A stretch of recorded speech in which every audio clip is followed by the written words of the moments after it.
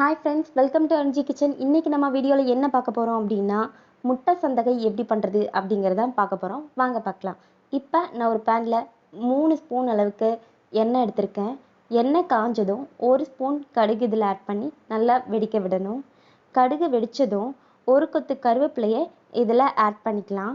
கருவேப்பிலையை கொஞ்சம் வதக்கி விட்டுட்டு இப்போ நான் ஒரு 3 பச்சை மிளகாய் இதில் சேர்த்துக்கிறேன். காரத்துக்கு தகுந்த அளவுக்கு உங்களுக்கு காரம் அதிகமாக வேணும்னா அதிகமாக கூட சேர்த்துக்குங்க. இப்போ நான் 3 பெரிய வெங்காயத்தை சின்ன சின்னதாக கட் பண்ணி எடுத்து வச்சுருக்கேன். அதையும் இதில் சேர்த்துக்கலாம். இதை நல்லா ப்ரௌனிஷ் ஆகிற வரைக்கும் வதக்கி விடணும். அப்போ தான் வந்து டேஸ்ட் அதிகமாக இருக்கும். சரியாக வதங்கலை அப்படின்னா வந்து அது மட்டும் தனியாக பச்சையாக ஒரு ஸ்மெல் வரும். அதனால் நல்லா ப்ரௌனிஷ் ஆகிற வரைக்கும் நல்லா வதக்கி விடுங்க. வெங்காயம் வதக்கி விட்டால் தான் டேஸ்ட் வந்து இன்னும் சூப்பராக வரும். பாருங்கள், வெங்காயம் நல்லா வதங்கி வந்துருச்சு. இந்த ஸ்டேஜில் நான் ஒரு 2 தக்காளி பழம் எடுத்து வச்சுருக்கேன். அதை சின்ன சின்னதாக கட் பண்ணி இதில் நான் ஆட் பண்ணிக்க போகிறேன். தக்காளி நல்லா வதங்குற வரைக்கும் வதக்கி விடுங்க. அப்போ தான் அதோட புளிப்புத்தன்மை எல்லாமே இதில் சேரும். இல்லைன்னா அந்த புளிப்புத்தன்மை அப்படியே தான் இருக்கும். நல்லா வதக்கணும். அதுக்கப்புறம் நான் ஒரு 4 முட்டை எடுத்து அதை மஞ்சப்பொடியும் உப்பும் போட்டு ஃப்ரை பண்ணி வச்சுருக்கேன். அதை இதில் நான் ஆட் பண்ணி நல்லா வதக்கி விட போகிறேன். முட்டை நல்லா வதக்கணும். இப்போ இதுக்கு தேவையான மசாலாஸ் எல்லாம் நம்ம ஆட் பண்ணணும்.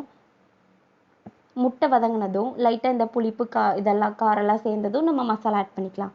1 ஸ்பூன் மிளகாய்த்தூள், 1 ஸ்பூன் கரம் மசாலா தூள், 1 ஸ்பூன் பெப்பர் தூள். இது 3ஐயும் போட்டு நல்லா வதக்கி விடுங்க.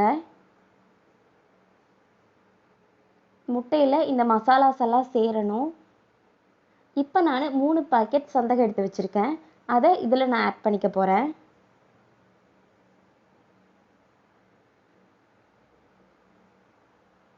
நான் ஃப்ரிட்ஜில் வச்சுருந்தனால கொஞ்சம் கட்டி ஆயிடுச்சு. அதனால தான் நான் உடச்சி விடுறேன். அப்படியே எடுத்தீங்கன்னா நீங்கள் அப்படியே கொட்டிக்கலாம். உதிரி உதிரியாக இருக்கும்.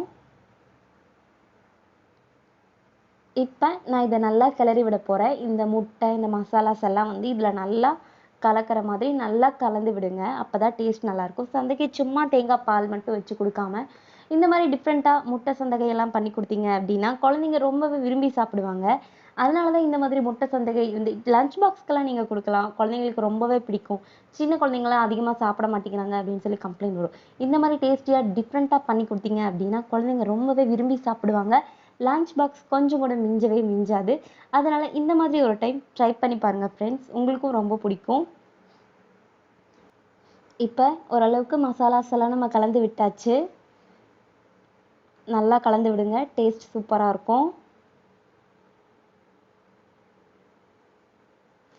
இந்த ஸ்டேஜில் இப்போ நம்ம உப்பு சேர்க்கணும். அப்போ தான் வந்து உப்பு பிடிக்கும். நல்லா எல்லாம் கலந்து விட்டதுக்கப்புறம் நீங்கள் உப்பு போட்டு இன்னும் நல்லா கலந்து விட்டீங்க அப்படின்னா உப்பு எல்லா பக்கமும் பிடிக்கும்.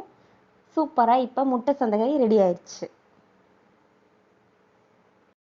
I know you told your friend you're not okay, and tell me what's wrong and why you never said you felt that way.